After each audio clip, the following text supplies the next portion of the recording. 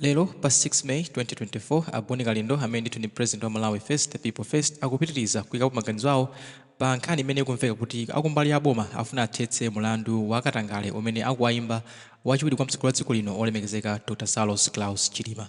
Ndi modo yawo lero Boni Kalindo kunena kuti iwo achikhala kuti ndi Achilima sanakalola kuti mulandu ungothetsedwa osapita ku khoti. Iwo amafunitsitsa ndithu kuti Achilima atapita ku khoti ndipo akhoti akawapeze osalakwa chifukwa kuti mbiri ya Achilima yayipa padakali pano kuti iwowa ndi munthu wakatangale. Ndi zitakhala bwino Achilima adakapanga kuti yayi ineyo ndipite pa khoti ndipo khoti likandilandule kuti ndine munthu osalakwa kuti mbiri yawo ikhalebe yabwino. Ndete likhali limodzi kuti timve kuti Boni Kalindo akuti bwanji lero pa 6 May 2024 modo yawo lero pa Nyasa Voice Box.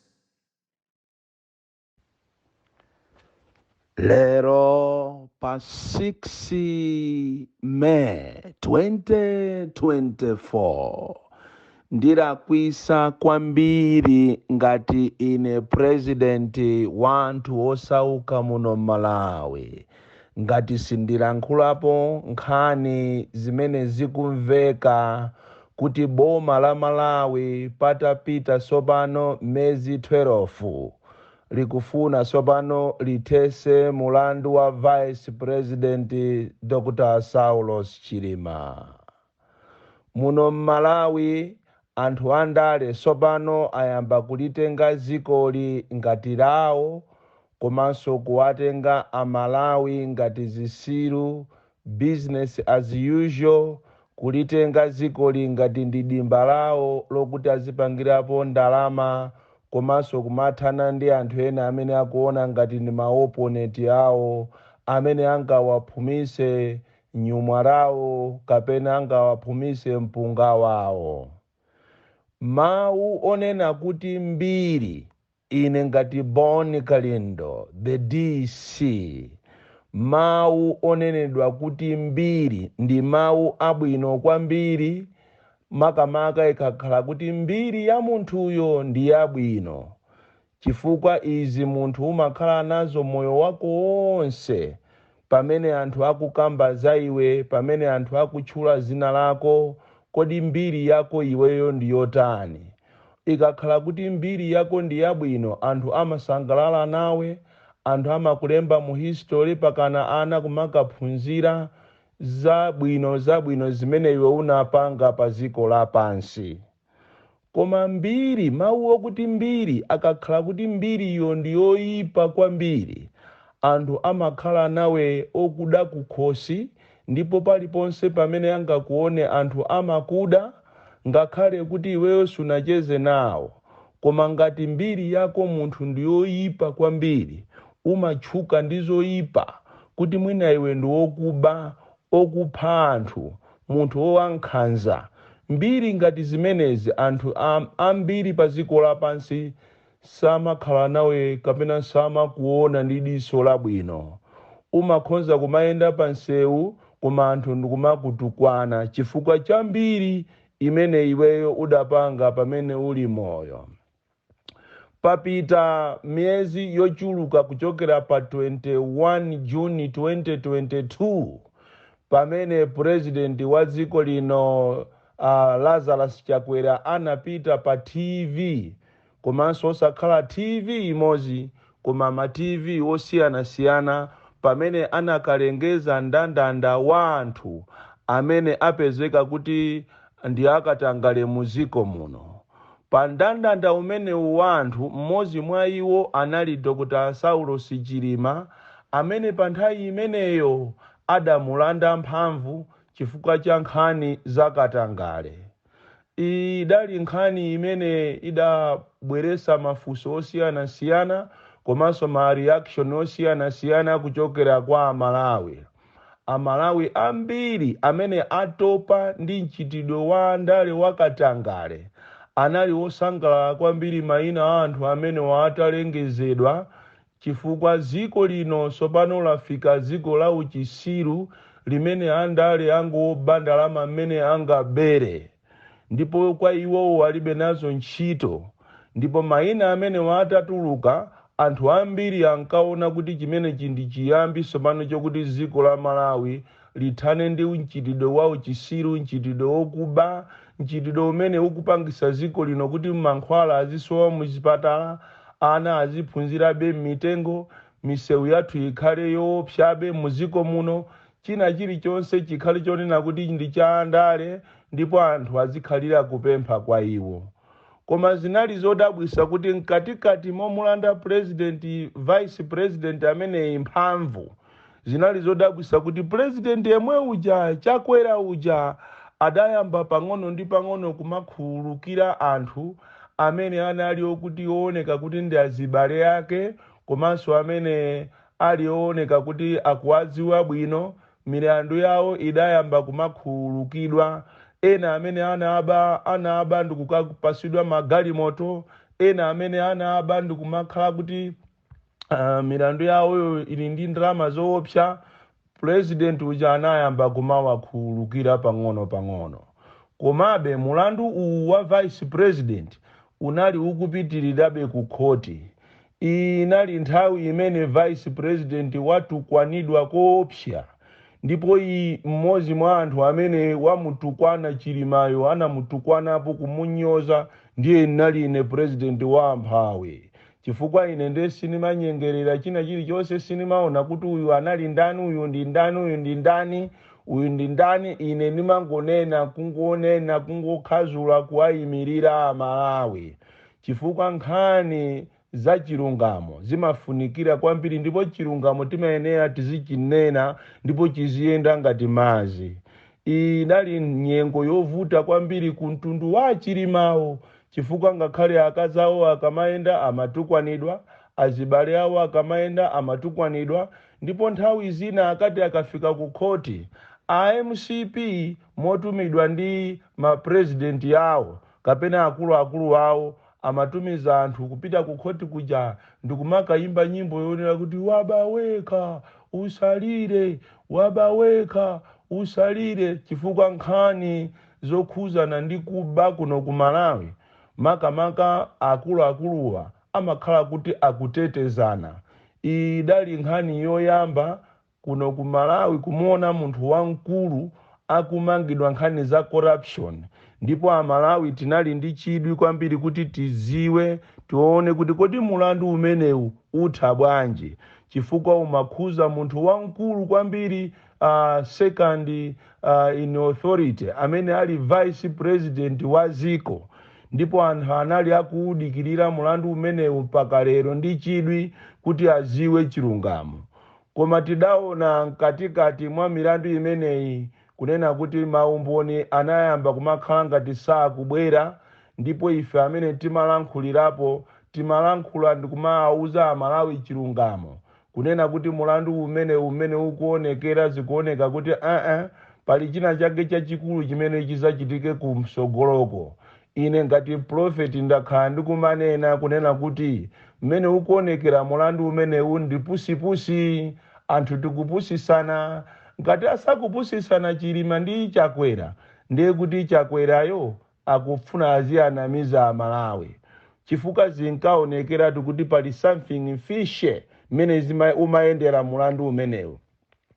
Kuzafika ndi 2 point yonena kuti maumboni amene amayitanisa maloya a Chilima ayamba somano kumachita drug, pakana kuzafika point yonena kuti last week ndi pamene ankalengeza kunena kuti timu ya Chilimayo singakhale ndi mapepala amene akuafunawo, mulandu uzipitirirabe, azakakhala kuti umboni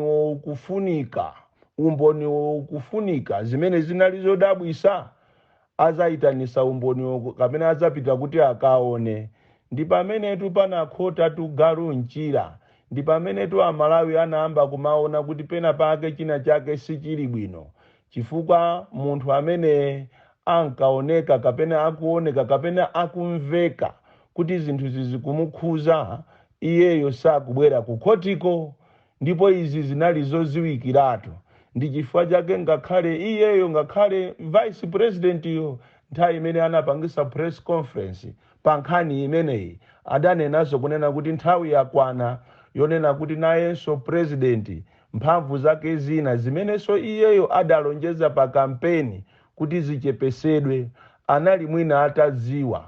koma izi kwa lero lino ineyo ndikufuna ndinene mopanda mantha kunena kuti mulandu wa vice president umenewu si bwino kuti uthesedwe.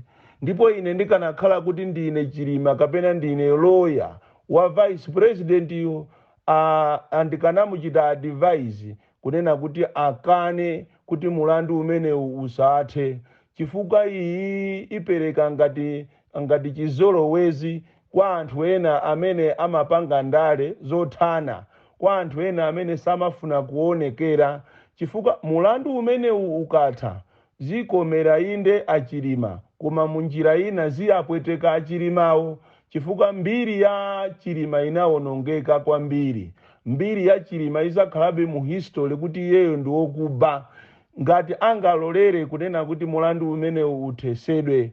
Ine ndikanakhala kuti ndinali Chilima, unfortunately ndine Boni Kalindo, ine ndikanakhala kuti ndinali Chilima ndikanakana, chifukwa chachiziwikire mulandu umenewu uzapita mu history ya dziko pakana ine kufa kwanga kunena kuti ndine wokuba. Ndikanakhala ine ndikananena kuti palibe zokuti mulandu umenewu uime, mulandu umenewu ukuyenera upitirire, chilungamo chiziwike, aziwike kuti kodi amene anapanga madiru amene ndi ndani, ndi vice president, ndi nduna kapena ndi president weni. Chifukwa izizi zithandizira kwambiri kuti zisuke rekodi, chifukwa ngakhale panopa mutakhululukirana inde mukhululukirana, koma Amalawi tizipita ngakhale kumasankho kumanena kuti mkulu amene ndi wokuba anangokhululukidwa koma ndi munthu wokuba kwambiri.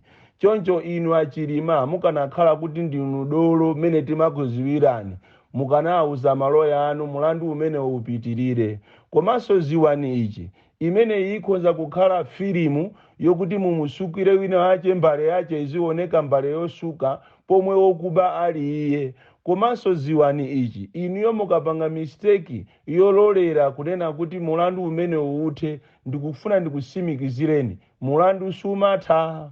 Ndipo mu history ulimobe amanena akuluakulu kunena kuti mulandu sumaula, kusonyeza kuti kusogoloko kuti azabwera munthu wina akhonzanso kuzawuyambisa mulandu umenewu. Posachedwa pompano amayi Joyce Banda angoyamba misonkhano yawo ya chipani chawo, mwaona zimene zachitika ndi chani? Aboma ayambano kubweresa milandu ya Kashigeti ija anaishiya ija ku court. Chifukwa chani? Chifukwa chonena kuti APP ayambano misonkhano yokhala ngati akuzuzula boma. Posachedwa pompano Timothy Ntambo atachosedwa ku minister wayambano misonkhano, ndipo anali nawo pa msonkhano wa Afodi. Chimene chachitika ndi chani? Akunena kuti Timothy Ntambo akufuna ampezere milandu ya mademo pakana ammange. Iniyonso muziwe kunena kuti mukalolera kuti milandu imene ithe osafuna kuti process ya khoti iyende, chilungamo chioneke ngati mazi, zina lanu likhale la kilini, muziwe kunena kuti wani mulakwira mtundu wa Malawi, komanso mukhala nawo gulu la anthu oonesa kunena kuti mmakondwera ndi nkhani za corruption, mmakondwera anthu akamaba muziko muno. Koma onesesani kuti ndinu dolo, ndinu munthu wopita ku sukulu, kukhala pamene pokukhala vice president zikusonyeza kuti you are a capable person, si munthu wamba iyayi. Tetezani integrity yanu, muteteze zina lanu, muauze amaloya anu mukane, chifukwa wina ake asaoneke dolo pomwe iye okubali iyeyo ndi akaoneke dolo chifukwa chokuti pamwamba pa zina line.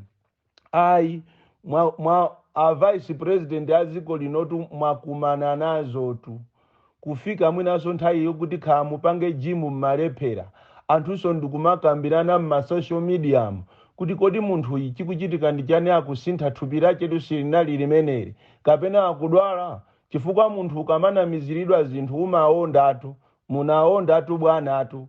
Ndiye mukufuna mukalolere zonse zija mmatukwanidwa ku khoti zija zonse zimene mmakambidwa mmasamba osiyana-siyana anchezo zonse, pamene ziko lapasi limakambirana kuti ndiwe munthu wokuba, vice president wokuba amene waba ndalama ndi sata, mukalolere kuti zikakhululukidwe.